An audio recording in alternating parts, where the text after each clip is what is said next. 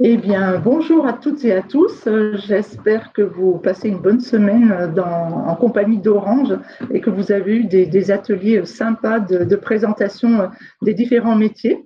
Aujourd'hui, nous vous proposons une séquence un petit peu particulière qui va être consacrée au sexisme, en fait. Donc, une séquence un peu particulière par rapport aux autres séquences que vous avez pu avoir tout au long de la semaine.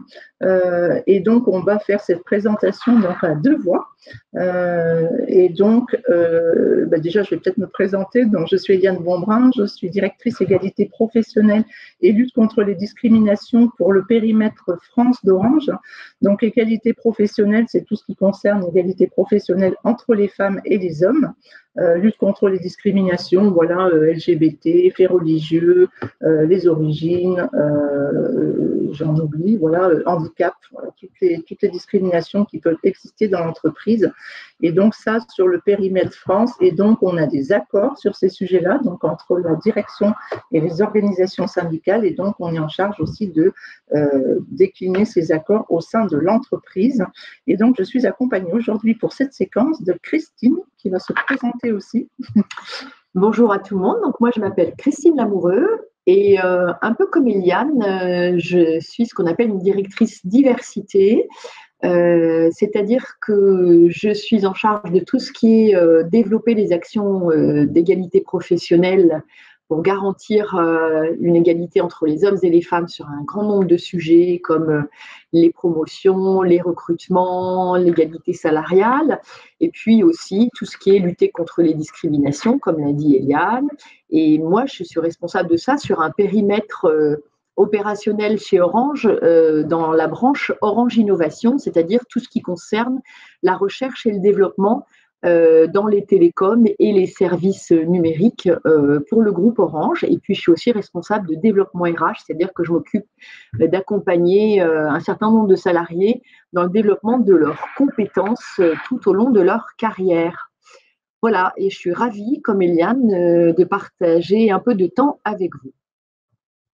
Donc, voilà pour les présentations. Alors, pourquoi aujourd'hui on vous a proposé cet atelier? Parce qu'en fait, on se rend compte qu'il y a encore du sexisme un petit peu dans toutes les strates de la société, et on en veut pour preuve les chiffres que vous avez à l'écran. Alors qu'ils ne sont peut-être pas encore affichés. Loïc, est-ce que tu partages? Non, voilà, ça y est, là ils sont affichés maintenant. 53% des filles et des jeunes femmes donc, ont été victimes ou témoins de sexisme dans leur scolarité. Donc voilà, ça peut être des jeunes parmi vous. 41% des jeunes femmes âgées de 15 à 24 ans déclarent avoir vécu des situations inégalitaires à l'école ou dans leurs études. 8 femmes sur 10 estiment avoir vécu donc, des attitudes et décisions sexistes également au travail, donc comme je te disais, dans toutes les strates de la société. Et puis, en fait, on se rend compte que toutes ces attitudes sexistes ont des effets néfastes sur les personnes elles-mêmes. Donc, c'est 93% des femmes et 89% des hommes qui estiment que ça a une influence sur leur confiance en soi, l'isolement, la santé dégradée aussi de ces personnes. Et donc, chez Orange, on travaille déjà sur ces sujets depuis pas mal de temps. Et on a pris des engagements, notamment en signant un acte d'engagement de l'initiative STOP dès 2018 pour promouvoir et partager les bonnes pratiques aussi avec d'autres entreprises, puisque c'est une initiative interentreprise. On forme aussi, on sensibilise l'ensemble de nos salariés sur ces thématiques, donc sur le sexisme, mais aussi le harcèlement, les violences au travail. Et puis, on a mis en place, depuis pas mal d'années maintenant, aussi des référents harcèlement, sexisme et violence au travail qui sont des relais pour les salariés sur le terrain pour faire face à ces situations particulières. Donc voilà pourquoi on travaille sur ces sujets et qu'on pensait qu'il était intéressant de vous partager aussi ces éléments aujourd'hui. Et voilà. Alors, je vais prendre le relais et comme on voit en même temps les chats et vos messages qui s'affichent, et n'hésitez pas à partager des messages. Donc, bonjour au collège Guillermy, puisque je vois qu'il y a des personnes de ce collège-là. J'ai vu une personne qui disait, mais au juste, de quoi est-ce qu'on parle aujourd'hui ensemble? Donc, vous avez eu depuis le début de la semaine un certain nombre de présentations sur des métiers. Nous, on ne va pas forcément vous parler de notre métier en particulier, mais ce qu'on vous propose aujourd'hui, c'est de parler sexisme avec vous, et plus spécifiquement, de parler sexisme dans votre environnement, au collège, parce qu'on pense que c'est un sujet très important et dont vous êtes consciemment ou inconsciemment victime ou témoin de temps en temps. Et c'est la raison pour laquelle Eliane et moi, qui sommes expertes dans ces sujets-là dans l'entreprise, on vous propose cette sensibilisation. Alors, vous voyez à l'écran affiché un certain nombre de publications. Je suis sûre que vous reconnaissez certaines des personnes, je vais vous les dire, certains des protagonistes sur ces images-là. C'est tiré des réseaux sociaux, hein. Vous avez Nabila, vous avez d'autres personnes de la télé-réalité. Et qu'est-ce qu'on veut vous montrer au travers de ça? C'est dire que, sans que vous vous en rendiez compte, dans ces publications-là, il y a déjà des formes de stéréotypes genrés qui amènent à une forme de sexisme. Alors, un stéréotype, c'est une représentation qu'on a sur une catégorie de population. Donc, par exemple, les femmes sont maternelles, les femmes sont douces, les hommes sont séducteurs, etc., etc. Et ça, ce qui fait qu'à un moment donné, on va mettre les gens dans des cases. Et puis, c'est très restricteur et du coup, on perd tout un panel de possibilités sur qui on est et qui on pourrait être. On se conditionne dans son comportement ou dans la manière dont on voit le comportement des autres. Et ces illustrations-là, c'est pour vous dire, au quotidien, on vous envoie des messages qui sont déjà genrés, avec des stéréotypes. Donc, les stéréotypes de la femme maternelle, on a Nabila qui a accouché avec son bébé dans les bras, le stéréotype de la femme séductrice, sentimentale, sur Instagram ou sur d'autres réseaux sociaux, et puis celui de l'homme séducteur qui prend la pose.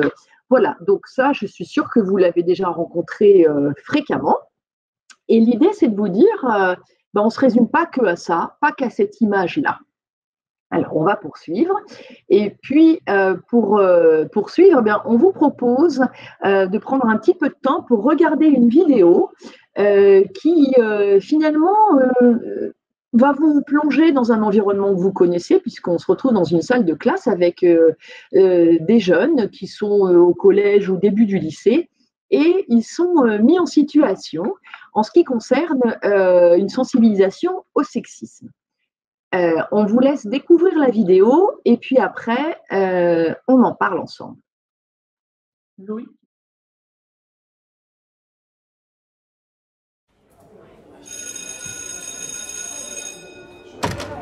Bonjour à tous, vous deviez me ramener des textes de théâtre ou des dialogues de films contemporains qui dépeignent des scènes sexistes, en cherchant en quoi les enjeux des femmes savantes ne sont pas si éloignés que cela du monde dans lequel nous vivons.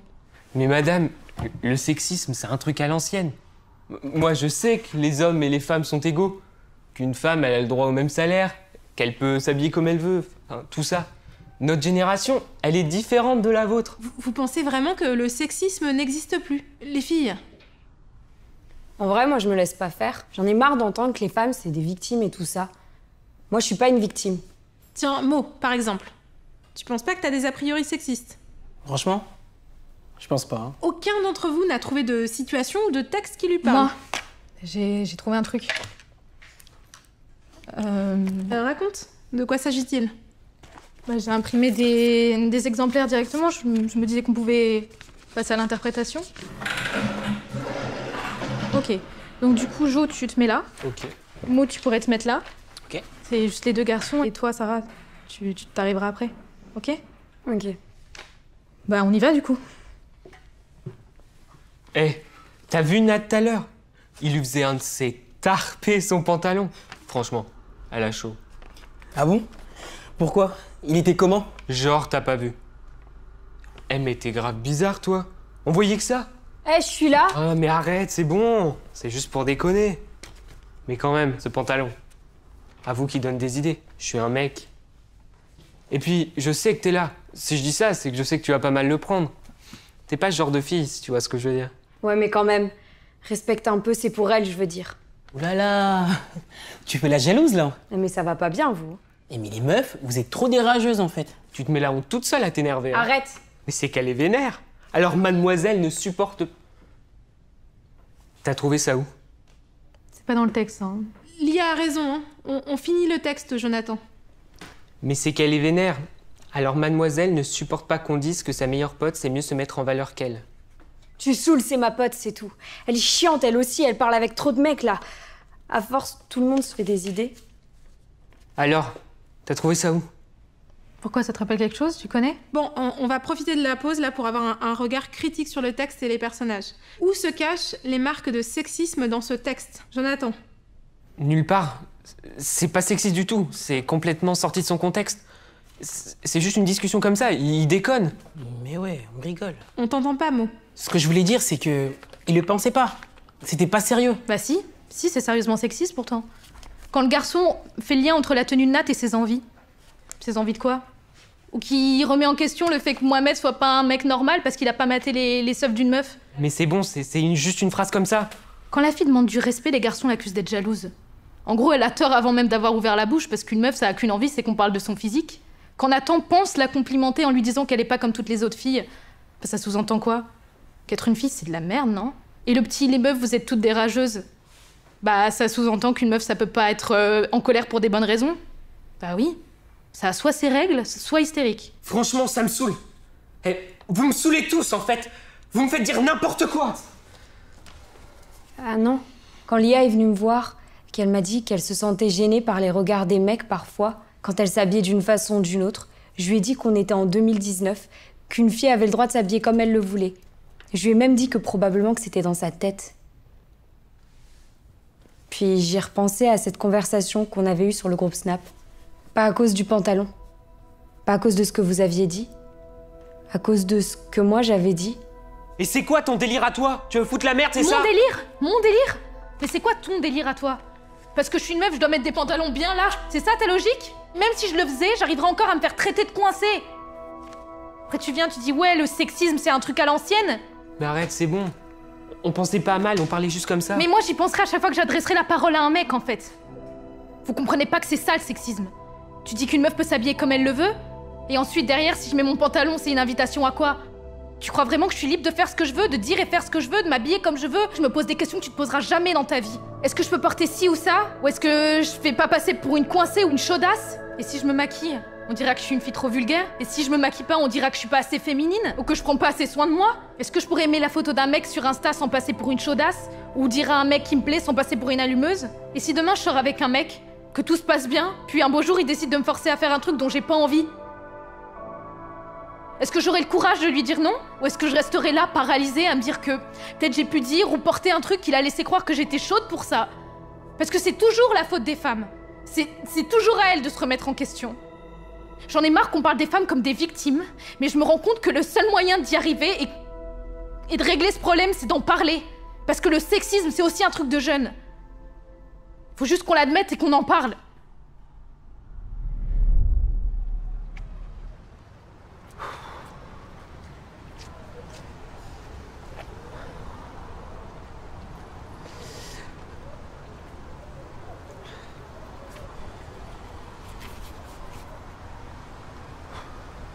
Vas-y, assieds-toi. Je voulais te dire, je suis désolé pour le groupe. On l'a créé pour parler de ton anniversaire, on l'a juste laissé actif et on a continué à s'envoyer des messages dessus. Très bien, mais je veux dire, vous êtes grand, je suis pas votre mère, vous faites ce que vous voulez. Ouais, et puis t'avais raison. Il y a plein de trucs clichés qu'on a en tête qui nous pourrissent la vie. Moi, par exemple, si j'ai fait semblant de pas savoir comment t'étais habillée le jour des messages, c'est juste parce que je flippe en fait. Et tu flippes de quoi? Lia, ce que j'essaie de te dire, c'est que je sais toujours comment t'es habillée, ce que tu fais, ce que tu dis. Parce que tout ce qui te concerne, ben, ça m'intéresse. Et j'avais juste peur de passer pour un gros canard soumis. Et cette peur, elle est là juste parce que je suis un mec et c'est ce qu'on attend de moi. Mais moi, je veux pas ça de la vie. Je veux plus. Je veux saisir la chance de te dire que tu me plais, en fait. Sans me dire ce que ferait un vrai mec. Parce qu'en vrai, il n'y a pas de vrai mec ou de faux mec. Non, en fait, t'inquiète. Je te demande rien en retour. Je te le dis et maintenant tu le sais.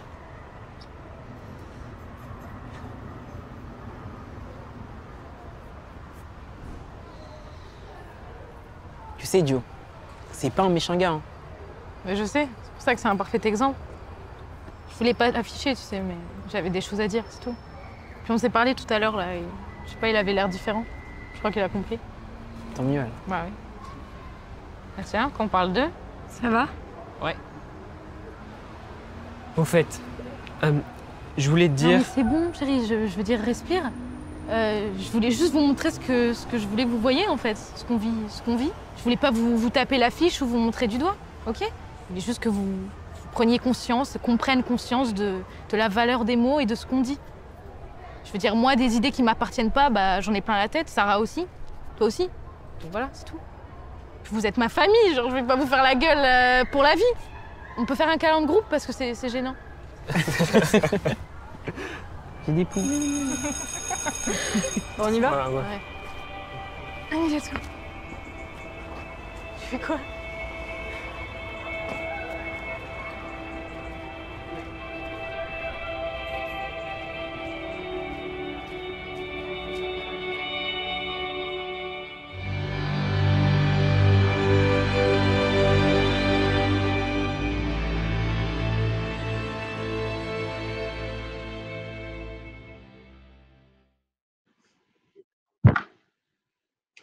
Voilà, donc normalement, vous avez eu le temps de visionner dans sa totalité la vidéo qui s'appelle Le pantalon. Et donc, dans une situation que vous connaissez peut-être, voilà, c'est dans un collège. Alors, pour votre information, les jeunes qui sont dans cette vidéo, ce sont des acteurs, hein, mais l'idée, c'est qu'ils ont reproduit des situations qui leur avaient été rapportées pour être le plus près possible de ce qui se passe dans certaines situations entre collégiens et collégiennes. Ce que l'on voudrait vous demander, parce que comme vous êtes nombreux dans ce live, on ne peut pas forcément donner la parole à toutes et tous, mais n'hésitez pas à mettre quelques petits messages dans le chat parce qu'on les voit, les messages. Mais ce qu'on voudrait là, c'est qu'en un mot, allez, on vous en autorise éventuellement 2, vous nous disiez ce que cette vidéo, ça vous évoque. Voilà, donc on vous laisse... Normalement, il y a un outil prévu pour que vous puissiez déposer ce mot. Voilà, hein, ça s'affiche à l'écran, envoyé. Donc, vous mettez en un mot ou 2 mots ce que cette vidéo vous évoque, ce que vous avez ressenti. Et puis, vous appuyez sur envoyer ensuite. Et comme ça, on va avoir ce qu'on appelle, nous, un nuage de mots pour se représenter finalement l'ensemble de vos ressentis par rapport à la vidéo. On va attendre un petit peu que chacun d'entre vous poste un message. Alors, on voit au fur et à mesure, il y a 8 personnes déjà qui ont posté un mot. Voilà.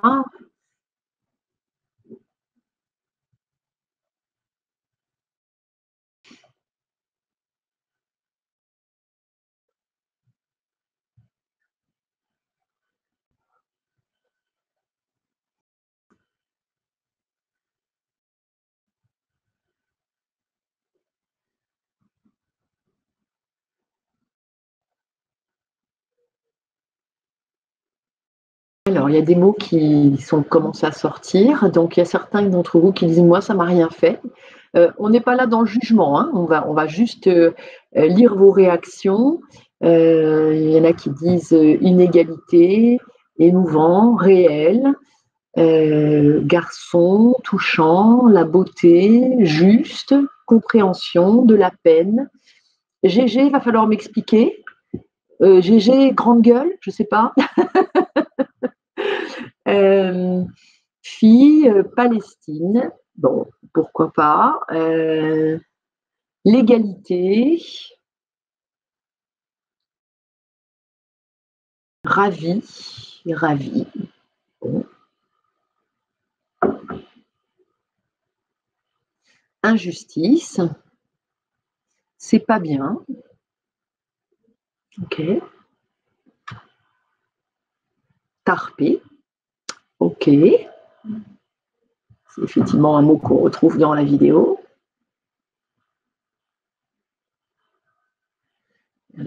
même des emojis. J'ai l'impression que c'est à vomir. Garçon versus fille. La vérité du sexisme. Bon, je pense qu'il y a des mots forts qui ressortent, c'est ceux qui sont en plus gros, j'imagine. Merci beaucoup d'avoir joué le jeu. Vous avez l'affichage aussi de ce que vous avez posté. Maintenant, ce qu'on va vous proposer, c'est de répondre à un quiz. Donc, pour celles et ceux qui ont la possibilité avec leur téléphone de flasher le flashcode qui va s'inscrire sur votre écran, on va vous proposer, alors c'est complètement anonyme, hein, juste pour préciser, c'est-à-dire qu'à partir du moment où vous allez flasher, on va vous poser un certain nombre de questions, mais elles seront complètement anonymes. Et l'intérêt, si un maximum d'entre vous peut répondre, c'est qu'au fur et à mesure de vos réponses, vous allez voir, c'est assez sympa et ludique, on verra vos niveaux de réponse s'afficher progressivement à l'écran. Là, l'idée de ce questionnaire, c'est de vous interroger plus sur ce que vous vivez, vous, au quotidien, une fois qu'on a posé le cadre de cette situation de sexisme dans la vidéo. Et donc, vous allez voir. Donc, on vous a mis le lien, si certains autres sont avec leur ordinateur, pour qu'un maximum d'entre vous, soit avec l'ordinateur, soit avec le téléphone, puissent faire répondre au questionnaire. Alors, on se donne encore quelques secondes que chacun d'entre vous puisse scanner. Hein, sinon, vous scannez le QR code avec votre téléphone et puis je pense qu'on va lancer le questionnaire. C'est parti.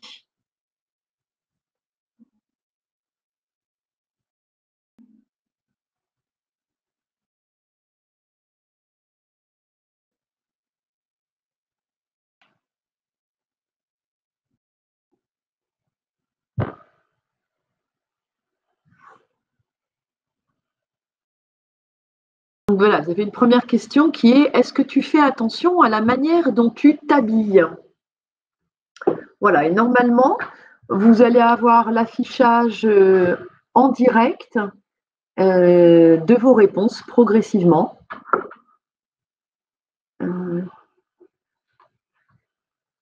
Est-ce qu'il faut qu'on arrête peut-être de projeter pour qu'on puisse avoir l'affichage? Voilà. Super. Oh, mais vous êtes déjà nombreux à répondre.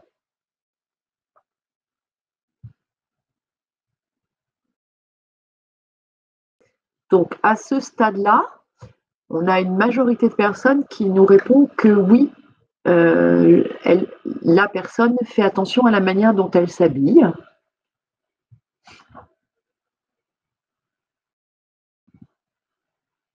Est-ce que tout le monde a répondu?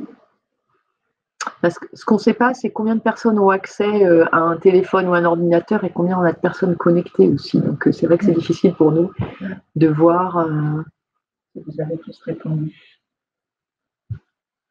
Peut-être que Loïc peut nous indiquer.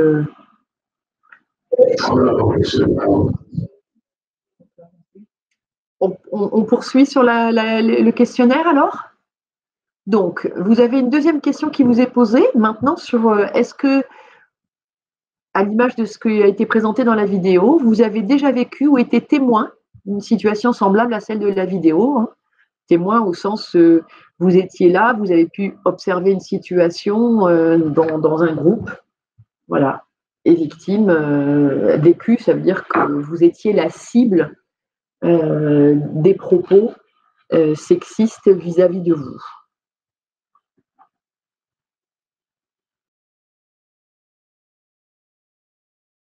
Bon, en tout cas, vous avez vite compris le système pour répondre, donc on voit que vous répondez rapidement.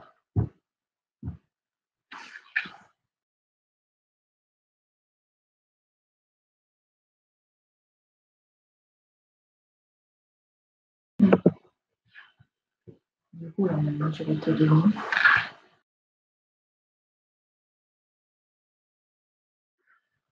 Du coup, si tu as déjà été victime ou témoin d'une telle situation, comment as-tu réagi? Et donc là, vous avez plusieurs propositions qui vous sont proposées et vous pouvez répondre cocher plusieurs cases voilà, qui pourront s'afficher ensuite à l'écran.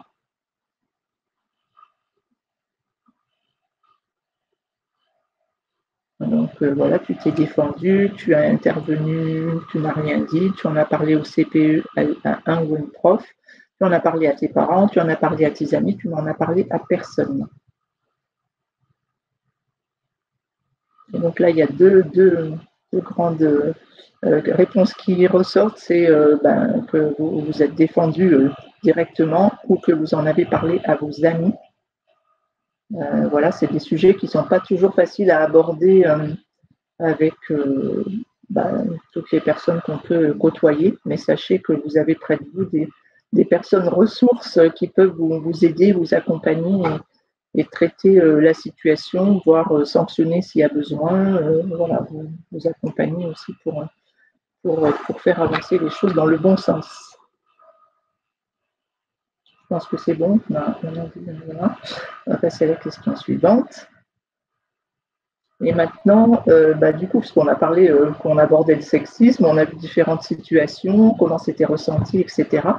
Et là, maintenant, du coup, c'est pour toi, c'est quoi le sexisme? Et donc, vous avez 3 propositions qui vous sont faites, que vous pouvez choisir. Et là aussi, vous pouvez avoir plusieurs réponses possibles.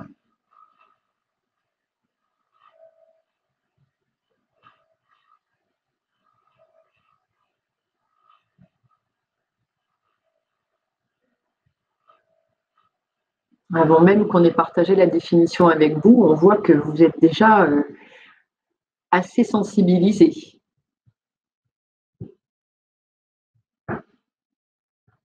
Et donc, les bonnes réponses étaient la première et la troisième. Donc, c'est un comportement fondé sur des stéréotypes de genre. On l'a vu au début, justement, de la présentation. Et l'autre point, c'était... Je n'ai pas eu le temps de le voir, mais c'est pas grave. Du coup, je vais vous lire la définition. Donc, le sexisme est un comportement basé sur le genre, fondé sur des stéréotypes de genre. C'est un comportement discriminatoire qui a pour effet de délégitimer, d'inférioriser une personne en raison, bien sûr, de son genre. C'est un homme, une femme, voilà. Le sexisme est défini par la loi comme le fait d'imposer à une personne tout propos ou comportement à connotation sexuelle ou sexiste qui soit porte atteinte à sa dignité en raison de son caractère dégradant ou humiliant, soit crée à son encontre une situation intimidante, hostile ou offensante. Et ce sexisme peut être puni d'une amende de 1 500 €, voire de sanctions si c'est dans l'établissement, etc., par l'équipe enseignante ou pédagogique. Donc le sexisme, on peut le retrouver au collège, au lycée, on peut le retrouver aussi dans la rue, quand on est dans le métro, dans les transports en commun, quand on va dans un bar, et puis on peut le retrouver aussi en entreprise, quand on est salarié ou qu'on a une activité professionnelle.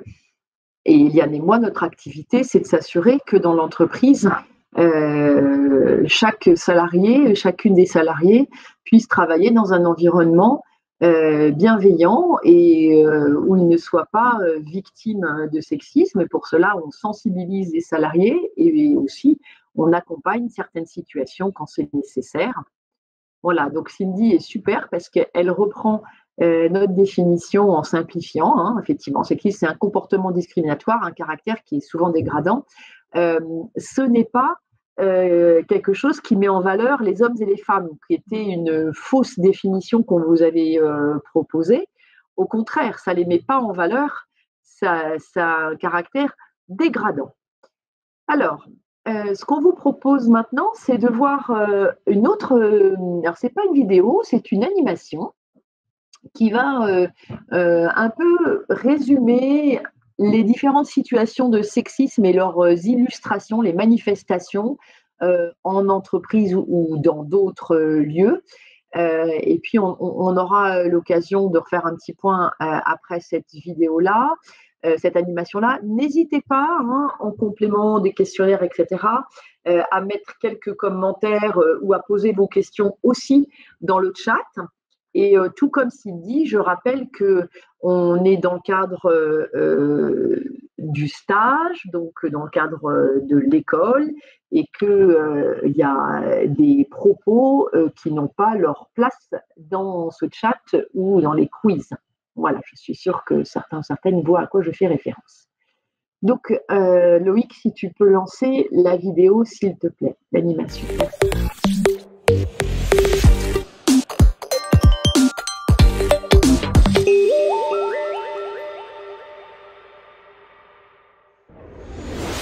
Affaire Weinstein, harcèlement au travail, inégalité salariale, c'est un fait. La parole autour de ces discriminations se libère. En fait, tous ces délits n'existent qu'au travers d'une notion, le sexisme. Le sexisme, qu'est-ce que c'est? C'est une attitude ou une idéologie discriminatoire basée sur le sexe. Le terme est apparu dans les années 1960 lors de la deuxième vague féministe. Bien souvent, le sexisme est la conséquence de l'intégration des stéréotypes de genre. Par exemple, les femmes dégageraient une attirance naturelle, seraient plus sensibles, plus douces et délicates que les hommes. Quand ces messieurs seraient plus rationnels, plus courageux, plus forts et impulsifs. Illustration concrète? Certaines publicités dans lesquelles, pour vendre un parfum ou un yaourt, sont mises en scène des femmes dénudées aux postures lascives ou encore des hommes à l'attitude virile et dominatrice, enfermant chacun des sexes dans un rôle imposé et bien ancré dans l'imaginaire collectif. Mais le sexisme ne s'arrête malheureusement pas aux publicités. Celles-ci ne sont que le miroir d'injustices plus profondes. Car oui, le sexisme amène avec lui son lot de clichés et d'inégalités. Selon un sondage réalisé par l'association IMS Entreprendre pour la Cité, auprès de 1200 managers de 9 entreprises, les femmes auraient, paraît-il, naturellement plus d'empathie. Et les hommes, plus de charisme. Ceci expliquerait que les hommes soient bien souvent des leaders, des chefs d'équipe, et que les femmes se retrouvent cantonnées au rôle d'assistantes. Et les chiffres parlent d'eux-mêmes. En 2015, dans les entreprises qui comptaient plus de 1000 salariés, la part des femmes dirigeantes n'était que de 7,5% contre 92,5% d'hommes. Pourtant, les filles réussissent globalement mieux que les garçons à l'école et sont plus diplômées. En politique non plus, les femmes ne sont pas épargnées. Seulement 16% des maires sont des femmes et 38,8% d'entre elles ont été élues à l'Assemblée nationale. Parfois, le sexisme a d'autres conséquences, physiques cette fois. Depuis le scandale de l'affaire Weinstein, les victimes d'agressions sexuelles ont libéré leur parole, la toile et les médias reprenant le flambeau en s'embrasant. Des représentations terriblement ancrées dans la tête de certains hommes les mènent à considérer les femmes comme l'objet de désir, de convoitise. Confortés par leur supériorité hiérarchique, certains n'hésitent pas à solliciter leurs collaboratrices de manière abusive, au travers de paroles ou de gestes, dans le but d'obtenir une faveur sexuelle. Cela s'appelle harcèlement sexuel. Le sexisme, terreau de nos sociétés patriarcales, n'est en fait rien d'autre qu'un monstre à plusieurs têtes. Coupez-en une autre repoussera ailleurs. Loin d'être terminé. Voilà, donc là, vous venez de voir représenter dans cette animation-là les différentes formes que peuvent prendre le sexisme. Et vous voyez que, par exemple, en entreprise, mais ça peut être le cas aussi au collège, il y a des situations où des hommes ou des femmes sont la cible de sexisme. Et ce qu'il faut bien avoir en tête, c'est que une personne qui est victime de sexisme, eh bien, ça va avoir des impacts. C'est-à-dire que elle va, sur sa santé, elle va se sentir mal. Ça va avoir des impacts sur sa confiance. Elle va peut-être perdre confiance en elle. Ça va avoir des impacts aussi peut-être sur sa présence en entreprise ou au collège où elle viendra pas en cours ou pas travailler parce qu'elle ne devra pas se retrouver confrontée à la personne ou aux personnes qui la harcèlent quelque part. Donc, ce qui est important, et c'est le message qu'on veut vous faire passer, que ce soit au collège, que ce soit avec vos amis en dehors du collège et avec vos proches, et puis aussi par extension en entreprise, ce qui compte avant tout, c'est le respect. C'est un mot qui est mis en gros, en gras dans ce nuage de mots. C'est l'écoute et c'est la solidarité aussi entre vous. c'est important que vous soyez solidaires les uns des autres, que vous soyez à l'écoute aussi. Si ça peut arriver parfois que on ait une parole maladroite, on n'a pas forcément l'intention de blesser, mais le ressenti de la personne fait que la personne se sent blessée. Il faut savoir écouter. Si elle dit écoute, là, tu as dépassé les bornes ou ça ne va pas, tu refais pas ça ou tu redis pas ça à mon sujet. Voilà. Et le respect, c'est très très important. Et ça commence entre vous, mais c'est le respect aussi vis-à-vis bien sûr des ensembles, des équipes pédagogiques, des professeurs, etc. Voilà.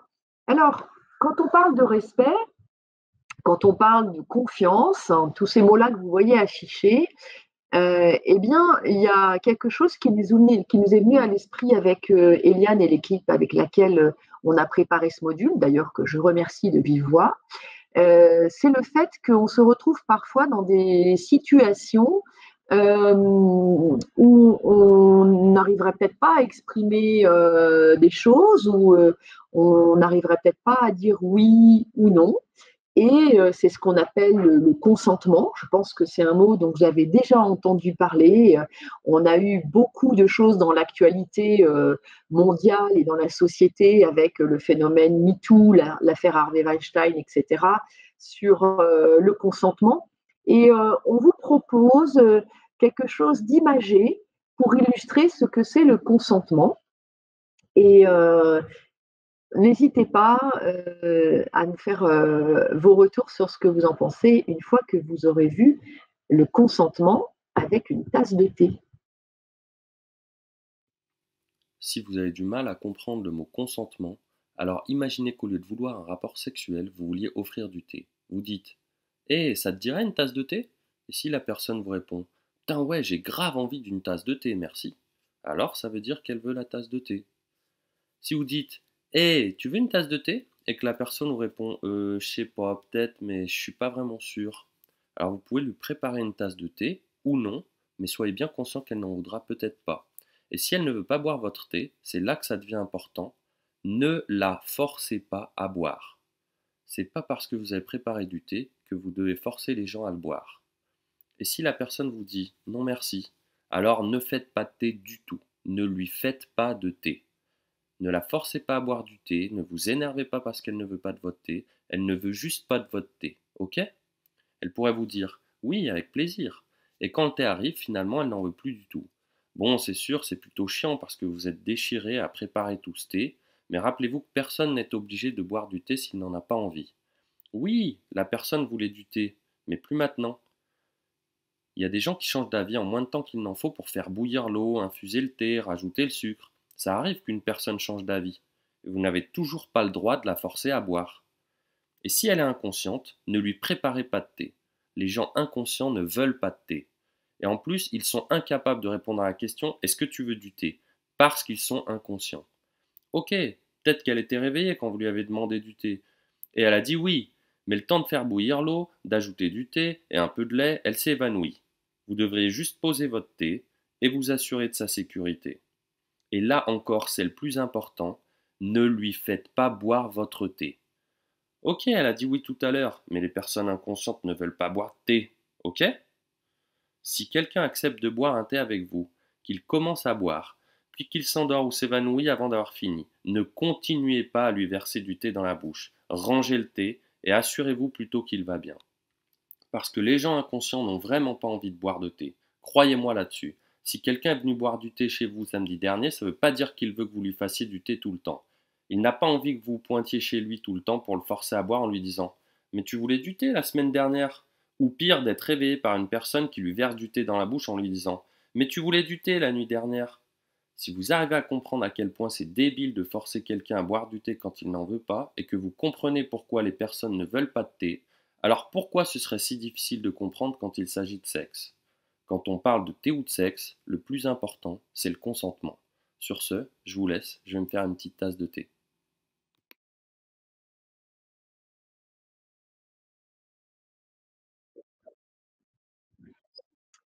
Alors, voilà, ça se termine en disant, c'est pareil avec le sexe, l'important c'est le consentement. Bon, je pense que vous avez très bien compris l'illustration dans cette vidéo sur le rapport entre la tasse de thé qu'on prépare, qu'on voudrait faire boire à quelqu'un, et la dimension des relations sexuelles, par exemple. Il y a un sujet, c'est si je ne manifeste pas que je suis d'accord, si je ne le dis pas clairement, alors on ne va pas supposer que je le suis à ma place. Et vous connaissez cette chanson d'Angèle, quand c'est non, mais quand j'ai pas dit oui, c'est pas oui. Voilà. Donc voilà ce que Eliane et moi, on avait envie de partager avec vous.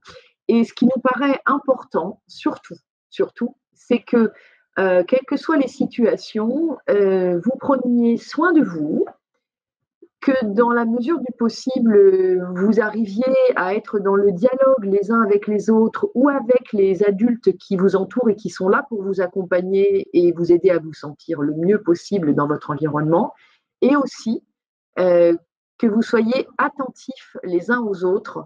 Ça nous paraît voilà, quelques conseils nécessaires pour que vous poursuiviez votre scolarité et votre chemin de vie dans les meilleures conditions.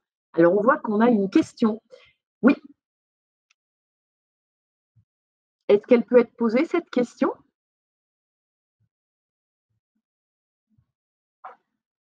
C'est Yaya, c'est ça? On écoute la question. On a quelques minutes pour ça.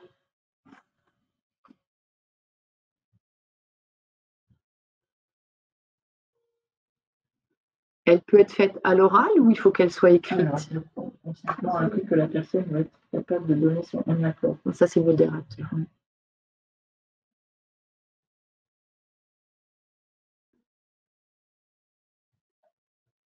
Ok, c'est super Thomas, merci pour les précisions, effectivement. On ne voit pas la question Yaya, je ne sais pas si elle est posée à l'écrit ou si c'est à l'oral, s'il y a quelqu'un qui peut être le relais. Et sinon, est-ce qu'il y a d'autres questions?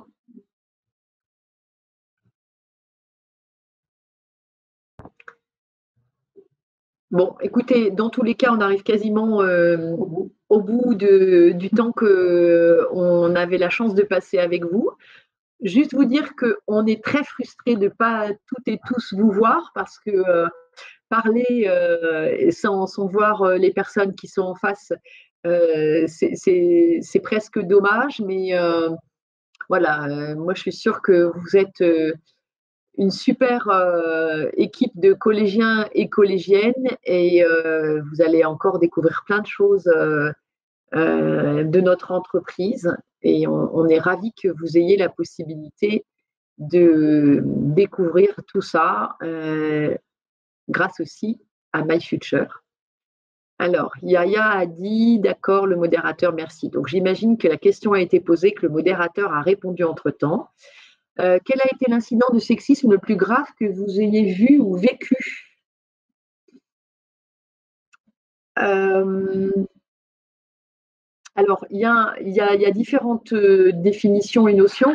Il y a le sexisme, ça c'est ce qu'on vous a présenté, mais après, il y a les cas un peu plus graves qui sont le harcèlement sexuel.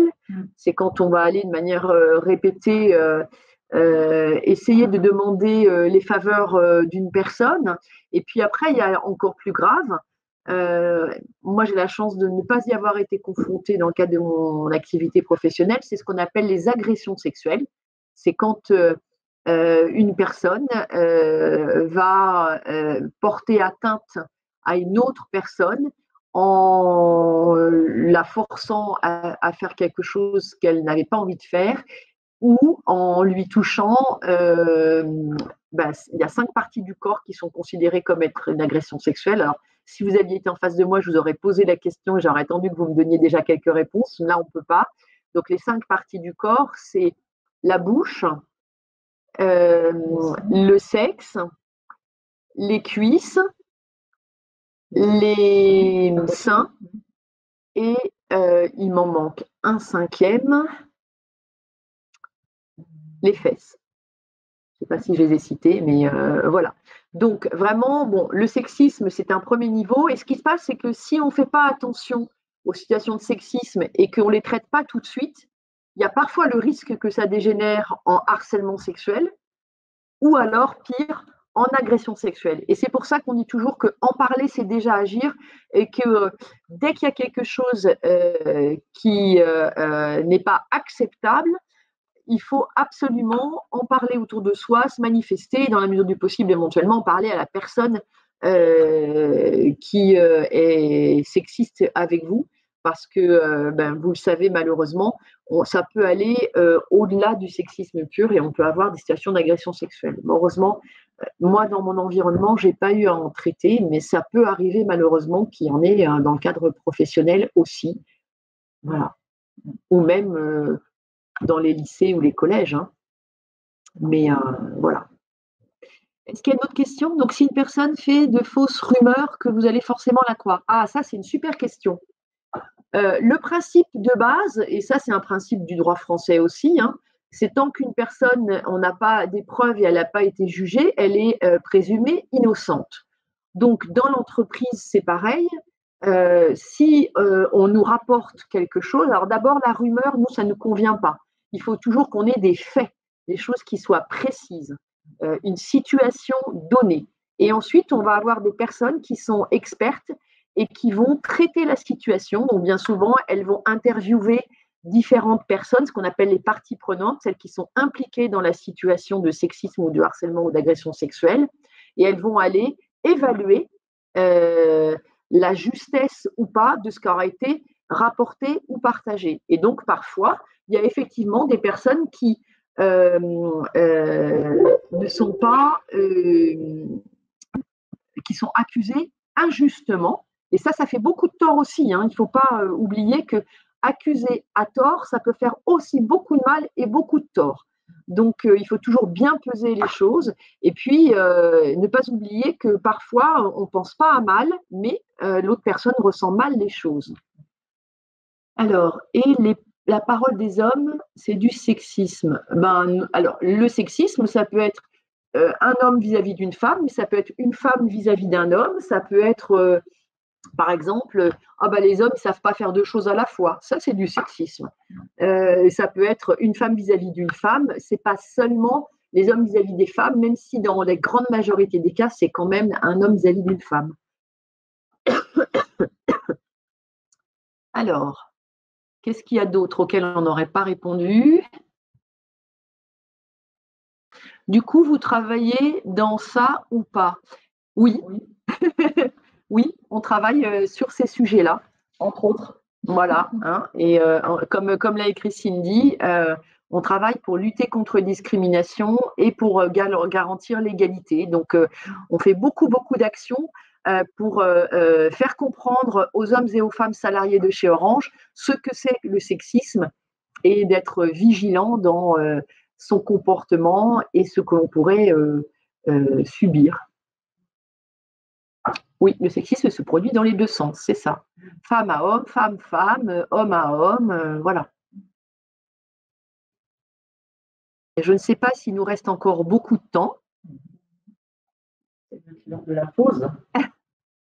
On va vous laisser là et puis on espère que vous avez eu un intérêt à suivre ce que nous vous avons proposé et ce qu'on avait construit exprès pour vous. Voilà. Et puis, on sait que vous êtes dans un encadrement aussi dans vos collèges respectifs avec des adultes qui sont très vigilants à ces aspects-là. Donc, sachez que vous pouvez aussi compter sur eux. Parfois, ce qui est le plus compliqué, c'est d'aller en parler et de trouver la bonne personne. Mais il ne faut pas rester avec quelque chose qui est compliqué pour vous. Voilà. À une prochaine fois, peut-être. Merci. Au revoir à tout le monde. Et bonne suite de stage chez Orange.